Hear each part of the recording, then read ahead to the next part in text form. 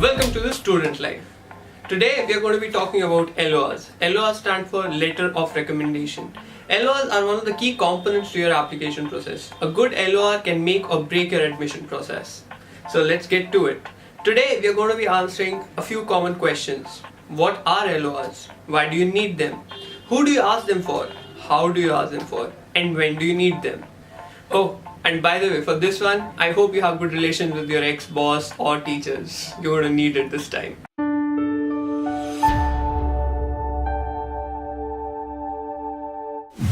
Question number 1. What are LORs?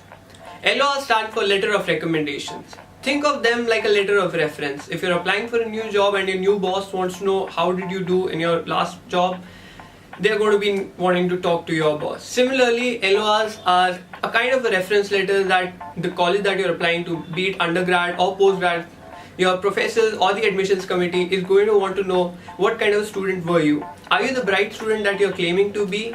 So they need certain counterparts like your previous professor or a job that you did or a mentor during your internship to vouch for you that you are actually a bright student. Question number 2. What do you need them for?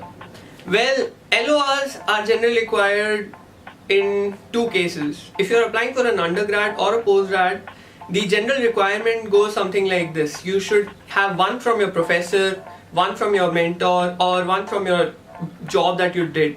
They are generally 2 to 3 in number, and the preferred LOR comes from generally professors who have spent a considerable amount of time with you for research or teaching you. Or in case you have some work experience, it is going to be coming from your boss or your immediate mentor or senior in the office who has had the pleasure of working with you for a long time.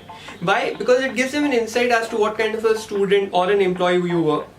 They want to know if you were really bright or you were really hardworking or you have an actual interest in the area of research that you are applying to. So it gives them a fair idea as to what a kind of a student you are. Question number 3. Who do you ask it from and how do you ask it? Preferably you should ask it from a person who has a very good impression of you. Do not go to that professor whose class you used to bunk and used to fail in every assignment. Do not go to that ex-boss who really hated you and really despised you. Go to a person who has a good impression of you, has really worked with you and has really seen you at your most, at the best. So what you want to do is go to a professor who you had some kind of a research experience or some kind of assignment or a project, or the person who you topped in the class, or a boss who really graded your performance really high. Why? Because the tone of the LOR should be generally positive and it should be coming from a person who has spent a considerable amount of time for you. Now, how do you ask it for?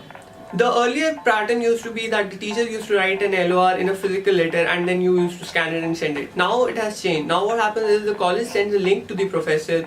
They have a questionnaire, the teacher fills up the questionnaire, and then they have a short question answer. The questions are basically about your personality, your research interest, and generally what kind of a student you are.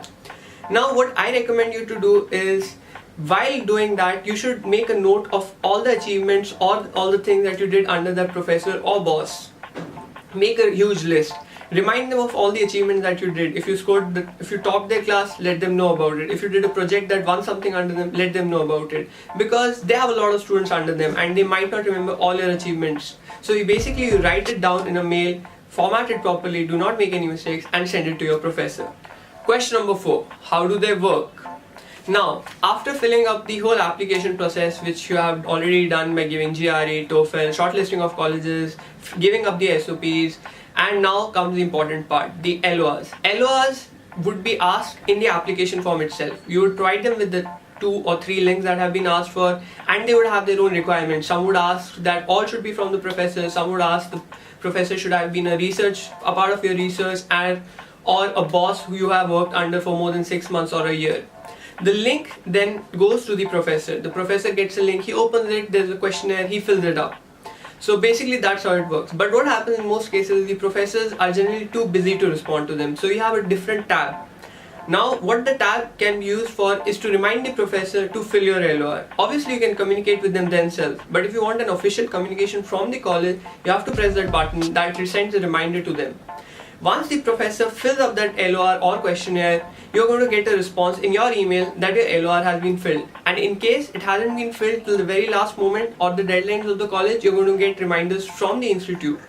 So it's safe to say that LORs are an important part and you should really pay some attention to them, and also you should only involve people who have a positive impact on you. Now, as always, thank you for watching, guys. I hope you liked the video and I hope that you've already subscribed to the channel. If not, please do it, and please leave a like or a comment if you need some improvement or you want me to cover some other topic that I haven't already. And as always, I believe in you, best of luck, and keep learning, my friends.